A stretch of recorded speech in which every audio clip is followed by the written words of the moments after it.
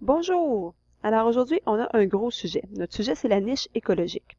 Tu vas avoir besoin de ton origine et tu vas aller à la page 22. Ça va aussi te prendre des crayons surligneurs et crayons à la mine. Donc, à la page 22, on va tout de suite commencer avec la définition. Donc, qu'est-ce que la niche écologique? On va se faire une petite étoile ici à côté. Alors, on nous dit qu'une niche écologique, c'est le rôle qu'un être vivant va jouer dans son milieu. Ça va aussi comprendre les interactions de cet être vivant-là avec les autres êtres vivants de ce milieu-là. Donc, on va voir 5 caractéristiques de la niche écologique et je les ai numérotées ici, les 5 caractéristiques. Donc, premièrement, on va parler de l'habitat. Donc, c'était le sujet de notre dernière vidéo. On va parler de la relation avec les autres espèces, donc les autres êtres vivants. On va parler du régime alimentaire de cet être vivant-là ou de cet animal-là. Du régime journalier et saisonnier et finalement de son rôle dans son écosystème. Donc, commençons tout de suite avec l'habitat. Donc, l'habitat, on en a quand même parlé beaucoup dans la dernière vidéo. Donc, on va dire que l'habitat permet à l'animal ou à l'espèce de se loger, de se nourrir et de se reproduire. Donc, ça doit combler tous ses besoins. On rajoute une petite spécification ici. On dit que ça inclut également les lieux où l'animal devra peut-être migrer. Donc, on pense par exemple aux papillons monarques qui se promènent beaucoup. Donc, leur habitat concerne tous les endroits où ils doivent aller pendant même leur migration. Deuxième caractéristique qu'on va voir, les relations avec les autres espèces. On vit tous en relation avec d'autres et c'est la même chose pour les animaux. Donc, on va dire qu'une espèce va partager un territoire avec d'autres animaux et ces animaux-là peuvent, pas juste les animaux, mais aussi les êtres vivants, peuvent faire partie des 5 règnes. Donc, autant les végétaux, les animaux, les champignons vont vivre dans un même lieu, par exemple dans une forêt. Parfois, la cohabitation avec d'autres espèces va favoriser certaines espèces. Parfois, ça peut aussi lui nuire parce qu'elles vont être en compétition les unes avec les autres. Donc, parfois aussi, tu as besoin d'avoir des proies quand tu veux te nourrir. Mais d'autres fois, ça cause un problème parce que tu vas peut-être, toi, devenir la proie et à ce moment-là, il y aura des prédateurs et des proies sur un certain territoire. Donc, c'est une façon d'avoir des relations, ça, avec d'autres prédateurs, d'être la proie ou d'être le prédateur de quelqu'un ou d'être à la fois une proie et un prédateur. Donc, si on pense peut-être au petit gibier comme au lièvre, qui lui va manger des végétaux. Donc, d'une certaine façon, lui va se nourrir des végétaux, mais en même temps, lui va servir de proie pour certains prédateurs. À la page suivante, on voit la troisième caractéristique qui est le régime alimentaire. Et là, on va voir différents régimes alimentaires. Donc, on va en nommer, si je prends mon surligneur, donc on va en nommer 6 régimes alimentaires différents. Le premier, c'est le régime granivore. Le régime granivore, c'est pour ceux qui vont manger des graines. Et on vous donne des exemples ici. Les exemples, là, je ne veux pas nécessairement que tu retiennes les miens par cœur. Par contre, je veux que toi, tu sois capable en classe de donner des exemples si tu as besoin. Donc, par exemple, là, ici, on vous dit les poules, les perroquets, ben, ce sont des animaux qui sont granivores parce qu'ils mangent des graines. Ensuite, on a les carnivores. Donc, les carnivores, eux, vont manger d'autres animaux. Par exemple, les tigres, les loups, qu'on vous nomme ici. Les herbivores, il faut faire attention, ils ne mangent pas seulement de l'herbe. Hein. Les herbivores, on va dire qu'ils mangent des végétaux. Donc, ils peuvent aussi manger des fruits, des légumes, autant des feuilles d'arbres. Donc, on vous donne par exemple la vache et la girafe. Ceux qui font partie maintenant de la catégorie des omnivores. Omnivores, c'est pas juste les hommes, il faut faire attention, c'est pas à cause des hommes que ça s'appelle omnivore. C'est ceux qui vont manger à la fois des animaux et des végétaux. Donc oui, nous, on fait partie de la catégorie des omnivores parce qu'on mange des fruits, on mange des légumes et on mange aussi de la viande. Donc, les exemples qu'on vous donne, c'est les êtres humains, les poissons rouges et on pourrait nommer aussi, par exemple, les ours. Donc, les ours vont manger des petits fruits, mais vont aussi se nourrir d'êtres vivants parfois. Cinquième catégorie, les piscivores. Les piscivores se nourrissent de poissons. Donc, ici, on vous nomme justement les ours. Il y a certains ours, comme les grizzlies, qui mangent principalement, effectivement, des poissons, mais il faut faire attention aux ours parce que, comme je vous disais, il y a certaines catégories d'ours qui, eux, vont manger aussi des petites baies, là, des bleuets, des trucs comme ça. Donc, qui seraient plutôt dans la catégorie des omnivores. Et on vous nomme les loutres. Et finalement, la catégorie des insectivores vont manger des insectes. On vous nomme le lézard et la grenouille à titre d'exemple. Donc, comme je vous disais, oui, il faut que tu saches exactement qu'est-ce qu'un piscivore et qu'est-ce qu'un carnivore. Il faut que tu sois capable de me donner des exemples dans chacune des catégories. On en arrive à la quatrième caractéristique, le rythme journalier et le rythme saisonnier. Donc, j'ai pris des petites notes dans la marge qu'on va comprendre tantôt, là, que j'aimerais que tu prennes toi aussi. Donc, le rythme journalier et saisonnier, c'est d'être capable de voir, par rapport à son environnement, un animal va avoir un impact s'il est plutôt actif de jour ou actif de nuit. Donc, on vous dit, par exemple, le rythme est associé à une période où l'espèce va être éveillée et où elle va se nourrir.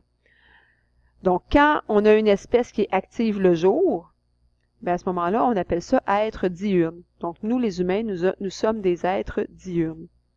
D'autres espèces vont être actives plutôt de nuit, comme justement la chauve-souris qui est juste à côté. Bien, à ce moment-là, on va dire que c'est un animal qui est nocturne. Donc, ça va avoir un impact sur son environnement parce que un animal qui est nocturne et l'autre qui est diurne ne vont pas être en compétition les uns avec les autres. Donc, s'il y en a un qui se nourrit le jour, l'autre se nourrit la nuit, bien, ils ne sont pas en compétition. Tandis que si les deux étaient diurnes, bien là, ils pourraient être en compétition pour la nourriture, puis ça pourrait causer un problème. On vous dit aussi que on peut parler du rythme saisonnier. Hein? On vous nommait soit le rythme journalier ou le rythme saisonnier. Donc, quand on parle plutôt des saisons, on fait allusion à la migration. Est-ce que l'animal va hiberner? Donc, par exemple, pour les ours. Dans quelle période il va avoir sa reproduction? Donc, c'est des choses qui sont saisonnières, qui vont avoir lieu selon les saisons. Donc, j'aimerais ça que tu viennes spécifier là, dans la marge. Donc, journalier, on parle de diurne et de nocturne. Mais quand on parle de saisonnier, donc de rythme saisonnier, c'est plutôt la migration, l'hibernation, période de reproduction qu'on veut regarder.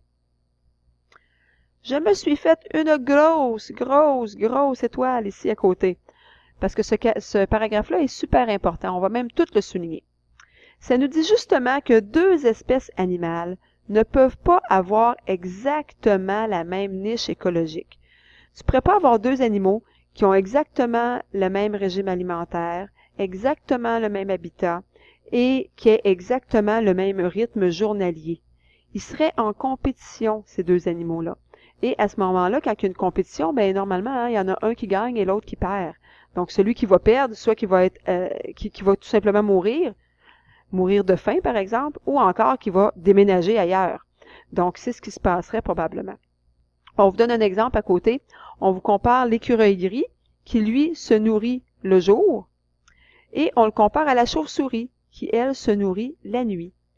Les deux animaux partagent le même habitat, mais il n'y a pas de problème parce qu'ils n'ont pas le même rythme journalier. Donc, à ce moment-là, oui, ils peuvent cohabiter et être bien et en santé, chacun dans leur habitat. Il n'y a pas de problème. Donc, ici, là, ça va faire une petite flèche. Cet exemple-là va bien refléter qu'est-ce qu'on vient de montrer. Il nous reste la dernière page qui est la page 24 maintenant. Donc, la dernière chose, le dernier élément, le point 5 que j'ai mis ici, c'est le rôle. Donc, quel est le rôle de cet animal dans son milieu? Donc, le rôle... Oups, mon surligneur ne fonctionne pas. Un petit instant.